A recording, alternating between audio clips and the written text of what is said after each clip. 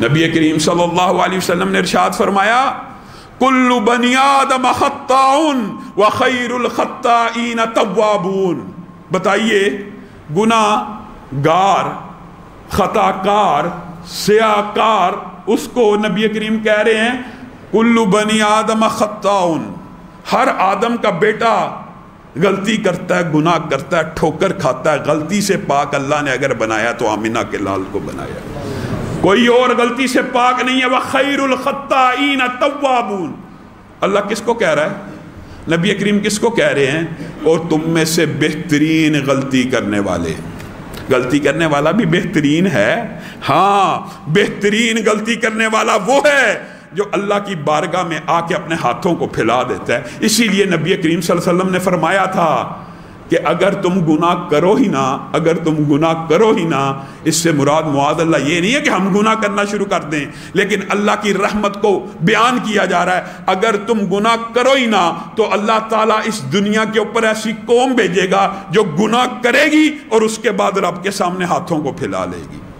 نبی کریم صلی اللہ علیہ وسلم نے ارشاد فرمایا رب اپنے بندے کی توبہ پر اتنا خوش ہوتا ہے، اور مثال جو دی ہے نا وہ اگر مجھے اور آپ کو سمجھ آ جائے. اللہ کے ساتھ مثال دینا اللہ کی شان کے لائق نہیں ہوتا مخلوقات کی، لیکن بات کو سمجھانا مقصود ہوتا ہے. نبی کریم صلی اللہ علیہ وسلم نے ارشاد فرمایا اللہ اپنے بندے کی توبہ سے اتنا خوش ہوتا، کتنا، اس خوشی کی کیفیت کو نبی کریم آپ کے سامنے رکھنا چاہتے ہیں. یا کوئی مولوی نہیں رکھنا چاہتا.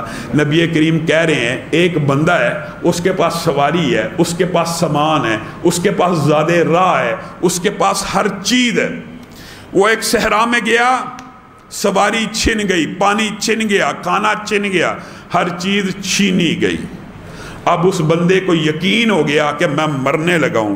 جس وقت اس کو 100% یقین ہو گیا میں مرنے لگا ہوں، اچانک اس کی سواری اس کے سامنے آئی، اچانک اس کا مال اس کے سامنے آیا، اچانک اس کا پانی اس کے سامنے آیا. وہ اتنا خوش ہوا، وہ اتنا خوش ہوا کہ حواس باختگی کے عالم میں اس کے منہ سے کیا نکلا؟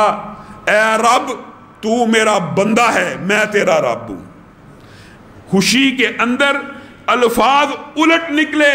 معاذ اللہ، اللہ سے مثال الٹ الفاظ کی نہیں ہے، لیکن نبی کریم کہہ رہے ہیں کہ سواری کو دیکھ کر جس طرح یہ خوشی سے نہال ہو گیا، تمہارا رب کسی گناہگار بندے کی توبہ سے اس سے بھی زیادہ خوش ہو جاتے ہیں.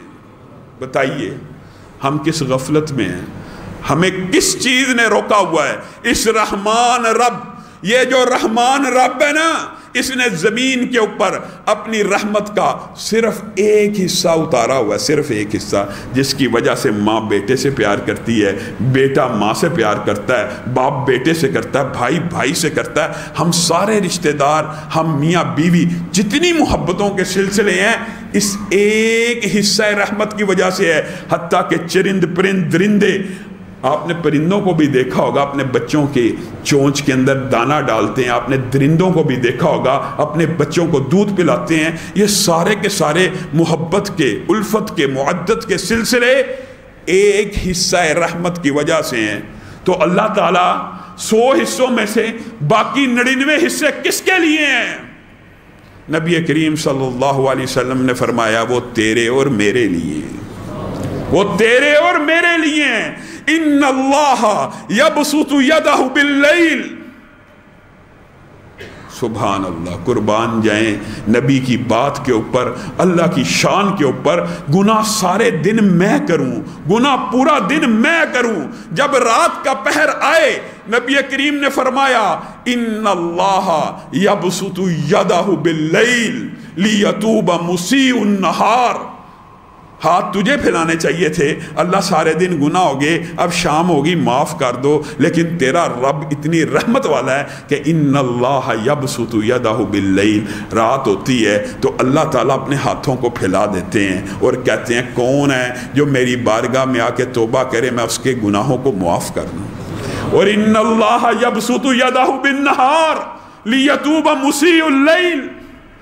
پھر ساری رات گزر جاتی ہے، ہاتھ تجھے پھیلانے چاہیے، बुराई के अंदर तू गिरा था, बुराई के अंदर तू लुथड़ा था, लेकिन सुबह होती है अल्लाह ताला फिर अपने हाथों को फैलाता है और कहता है कौन है वो गुनाहगार जिन्होंने सारी रात अपना मुंह काला किया, मेरी बारगाह में आके माफ़ी मांगे, मैं रब माफ़ कर दूँ।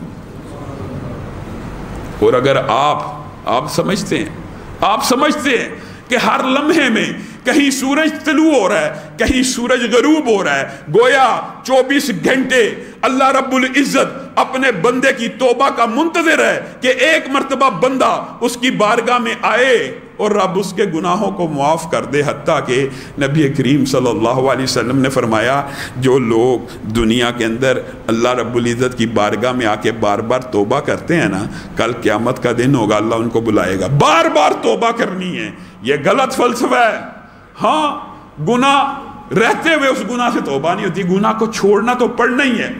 इंशाअल्लाह रात के दुरूस में इस हवाले से तफसीली आपके सामने इस बात को रखेंगे कि तौबा की जो शराइत है वो क्या है। नबी करीम सल्लल्लाहु अलैहि वसल्लम ने फरमाया क़यामत के दिन बेशुमार तौबा करने वाले को अल्लाह ताला अपने पास बुलाएगा, कहेगा फलां गुनाह याद है? याद है अल्लाह। फलां गुनाह याद है अल्लाह। अगले दिन भी किया था, उससे अगले दिन भी किया था, उससे जी अल्लाह, हर रोज गुनाह किया था, तौबा कर लेता था, बार बार मुझे पुकारता था, मुझे निदा देता था, दुनिया में भी तेरे गुनाहों के ऊपर पर्दा रखा, जा आज क़यामत के दिन जबकि तेरे गुनाह अनगिनत हैं, तौबा के बावजूद तू गुनाह करता रहा, आज भी मैं तेरे गुनाहों के ऊपर पर्दा डालता हूं और तुझे जन्नत में दाखिल कर देता हूं।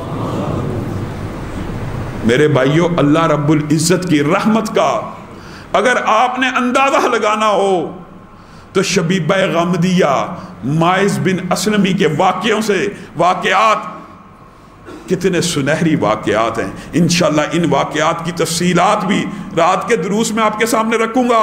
सिर्फ शबीबा गमदिया की तौबा का लोग समझते हैं कत्ल माफ़ नहीं होता, कत्ल भी माफ़ हो जाता है। 100 बंदों का कातिल, उसके गुनाहों को भी रब ने माफ़ किया। कैसे किया इंशाअल्लाह आपके सामने रखेंगे। जना का गुनाह वो भी माफ़ हो जाता है, शिरक का गुनाह वो भी माफ़ हो जाता है। एक मर्तबा जब इंसान अल्लाह की बारगाह में आता है हर गुनाह माफ़ हो जाता है। वो गुनाह जिसकी संगीनी का अंदाज़ा ये है कि 60 साल की इबादत एक पलड़े में रखी जाए, एक वक़्त की बुराई और गुनाह एक पलड़े में डाल दिया जाए तो जना का पलड़ा भारी हो जाता है 60 बरस की इबादत से। ये शबीबा गामदी हैं, ये अल्लाह रब्बुल इज़्ज़त ने नबी करीम अल्लाह से डरने वाली हैं। नबी करीम सल्लल्लाहु अलैहि वसल्लम की बारगाह में आई हैं, आके कहती हैं तहरनी या रसूल अल्लाह, अल्लाह के रसूल मुझे पाक कर दीजिए। क्या हो गया? बुराई का इर्तिकाब कर चुकी है, तो बुराई का नतीजा ज़ाहिर होने दो। ये नबी करीम सल्लल्लाहु अलैहि वसल्लम नबी रहमत भी हैं कि बुराई का नतीजा पता लगे, उस बच्चे का पैदा होने वाले का क्या कसूर है। बुराई का नतीजा ज़ाहिर हुआ, रसूलुल्लाह के पास भागती भी आई, अल्लाह के रसूल बुराई का नतीजा ज़ाहिर हो चुका है, आप हमल से हैं, जब तक बच्चा पैदा नहीं होगा आपको पाक नहीं किया जा सकता। बच्चा पैदा हुआ, शबीबा ने कैसी तौबा की, इस गामदी औरत ने कैसी तौबा की कि 9 महीने भी गुजर गए, दिन रात अपने गुनाहों को याद करके तड़प रही है, बेचैन हो रही है कि अल्लाह उसे पाक कर दे, अल्लाह उसे ताहिर कर दे। पहले दिन का बच्चा उठाए नबी की बारगाह में पेश होगी, अल्लाह के रसूल मेरी बुराई का नतीजा ज़ाहिर हो गया, अब तो मुझे पाक कर दीजिए। रसूलुल्लाह ने कहा अभी मौका नहीं आया पाक करने का, इसको दूध कौन पिलाएगा, इसकी परवरिश कौन करेगा, जब तक ये बच्चा रोटी का टुकड़ा खुद नहीं खाएगा मैं तुझे पाक नहीं करूँगा। और कुर्बान जाएं उस औरत की तौबा के ऊपर।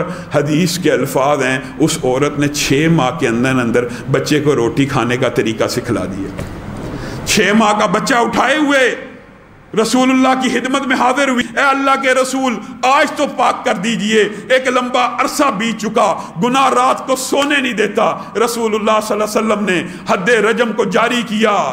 खालिद इब्ने वलीद भी पत्थर मारने वालों में शामिल हैं। एक पत्थर मारते हैं, औरत के माथे पे लगता है, खून का फवारा फूटता है, खालिद इब्ने वलीद के कपड़ों पे गिर जाता है। खालिद इब्ने वलीद कहते हैं मुआज़ अल्लाह, नापाक औरत जाते जाते मेरे कपड़ों को भी नापाक कर गई, رسول اللہ صلی اللہ علیہ وسلم جو سارا منظر دیکھ رہے ہیں بے چین ہو کے اٹھے، حالت کے پاس آئے، کہا حالت تو نے بڑی کڑوی بات کی ہے، تو نے بڑی تلخ بات کی ہے، تجھے کیا پتا اس عورت نے کیسی توبہ کی ہے۔ اگر ٹیکس لینے والا ظالم فاسق فاجر حکمران جو ہزاروں لاکھوں لوگوں سے ٹیکس لے کے اپنے گناہوں کو بڑھا رہا ہوتا ہے، اگر وہ بھی ایسی توبہ کرے تو اللہ تعالیٰ اس کی توبہ کو بھی قبول کرے۔ اور اسی طرح ایک روایت کے الفاظ ہیں کہ اگر مدینہ کے 70 گناہگار بڑے بڑے گناہگار ایسی توبہ کریں تو اللہ تعالیٰ سب کے گناہوں کو معاف کر دے گا۔ معزز سامعین گرامی قدر، آپ کو کس چیز نے دھوکے میں ڈالا ہوا ہے؟